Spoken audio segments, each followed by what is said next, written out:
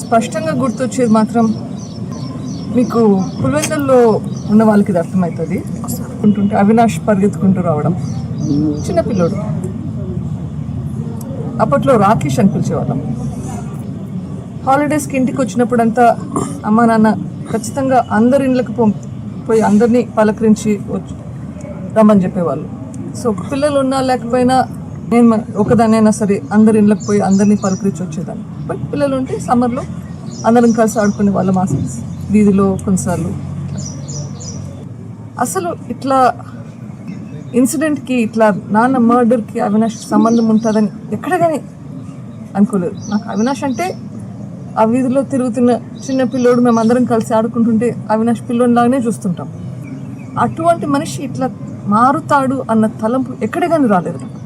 Last 3-4 రోజులుగా జరిగే సంఘటనలు చూస్తుంటే మన డిఎస్పీ దగ్గర గొడవపడ్డారు, మళ్ళీ నిన్న ప్రెస్ మీట్ పెట్టారు.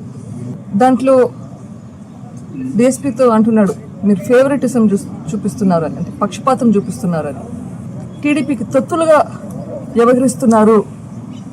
మార్చ్ 15, 2019 ఆ రోజు నాన్న బాడీ పడుంది, వివేకానంద రెడ్డి గారి బాడీ పడుంది, అంతా రక్తం పడుంది. అక్కడ క్లీనప్ చేపిస్తున్నారు.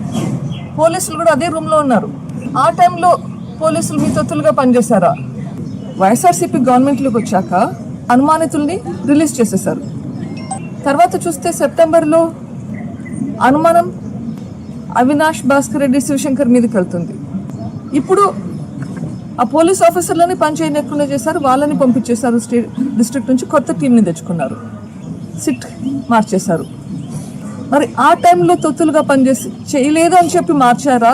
తొత్తులుగా పనిచేసే వాళ్ళని తెచ్చుకున్నారా? ఏంటిది?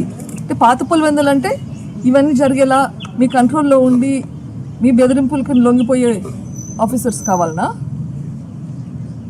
I want to change in Pulivendula.